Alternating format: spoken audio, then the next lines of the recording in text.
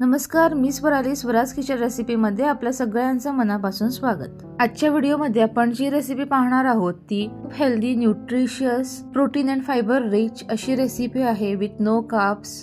Guilt free recipe आहे, but taste wise खूपच उत्तम, भारी, बनवायला खूपच सोपी आणि सगळ्यात महत्त्वाचं म्हणजे फिलिंग रेसिपी आहे। आपण हा पदार्थ एकदा खाल्ला की आपल्याला पटकन भूक लागत नाही। डायबिटिक पेशंटसाठी किंवा वेट लॉस साठी ही उत्तम रेसिपी आहे। आपण सपोज तेच खाऊन कंटाळला असाल तर ही रेसिपी आपल्यासाठी।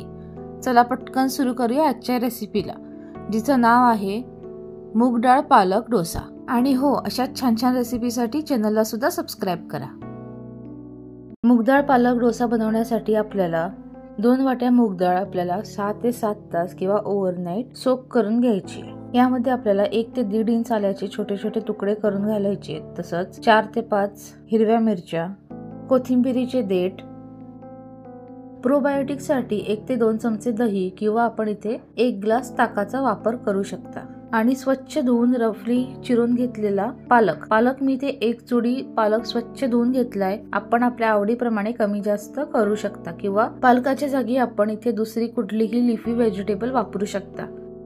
1 चमचा जिरं आणि हे सगळे पदार्थ आता आपल्याला थोडंसं पाणी घालून म्हणजे गरजेनुसार पाणी घालून वाटून घ्यायचे। डाळ आणि पालक मी इथे वाटून घेतलेला आहे। आपल्याला याची कन्सिस्टन्सी जाडसरच ठेवायची, अगदी खूप पातळ करायची नाहीये। 2 ते 3 मिनिटं आपल्याला हे चांगलं मिक्स करून घ्यायचं म्हणजे फेटून घ्यायचंय आणि नंतर कव्हर करून 5 मिनिटं आपल्याला हे पीठ रेस्ट करण्यासाठी ठेवून द्यायचंय। 5 मिनिटांनंतर परत एकदा ढवळून घ्यायचं। कन्सिस्टन्सी हवी त्या पद्धतीने ऍडजस्ट करायची, खूप पातळ करायचं नाहीये। आणि आता यामध्ये चवीनुसार मीठ घालायचं, व्यवस्थित मिक्स करायचं। पाव चमचा हळद आणि 1 चमचा जिरं, सगळे जिन्नस छान पैकी मिक्स करून घ्यायचे। काय मस्त रंग दिसतोय ना, असा सुंदर कलरफुल। सपोज आपल्याला ब्रेकफास्ट किंवा लंच डिनर मिळालं तर आपल्याला सुद्धा खायला मजा येते आणि तसंही हे खूप पौष्टिक आहे बरं का। आपण यामध्ये मूग डाळीच्या रूपात प्रोटीन्स, पालक भाजीच्या रूपामध्ये आपण यात फायबर, मिनरल्स, व्हिटॅमिन्स यांचा इन्क्लूड केलेला आहे। तसंच प्रोबायोटिक साठी दही सुद्धा आहे। म्हणजे एकंदरीत आज आपण खूप हेल्दी, न्यूट्रिशियस अशी रेसिपी पाहत आहे। डोसा बेटर तयार झालेला आहे। आता आपण डोसे तयार करायला घेऊया। डोसा बनवण्यासाठी आपल्याला तवा गरम करून घ्यायचा आहे। त्यानंतर आपल्याला ब्रशच्या मदतीने तेल किंवा तूप आपल्याला तव्याला लावून घ्यायचंय। 1 चमचा आपल्याला डोसा बेटर तव्यावर घालून ते गोल गोल स्प्रेड करून घ्यायचंय।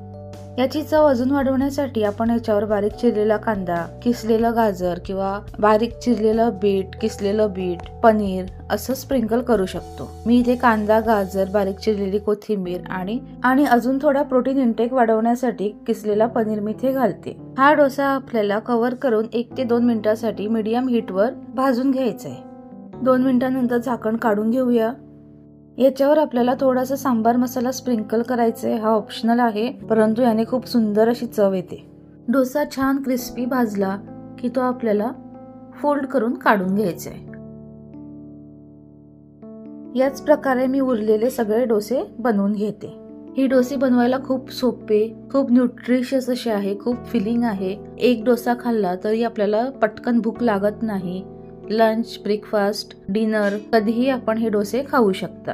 डायबेटिक पेशंट म्हणा किंवा जे लोक वेट लॉस करतायत, डाएट करतायत, त्यांच्यासाठी ही परफेक्ट रेसिपी आहे। गिल्ट फ्री रेसिपी आहे, यामध्ये जास्त प्रमाणात कार्ब्स नाहीये। ही रेसिपी आपण really good source of protein and fibre म्हणू शकतो। तेव्हा तेच खाऊन बोर झाला असाल तर ही रेसिपी नक्की ट्राय करून पहा। आवडली की नाही ते कमेंट करून कळवा। तसंच अशा छान छान रेसिपीसाठी स्वराज किचन रेसिपी या यूट्यूब चॅनलला सबस्क्राईब करा। नोटिफिकेशनसाठी बेल आयकॉनवर क्लिक करा, लाईक करा आणि जास्तीत जास्त आपल्या सर्कलमध्ये शेअर करा। धन्यवाद।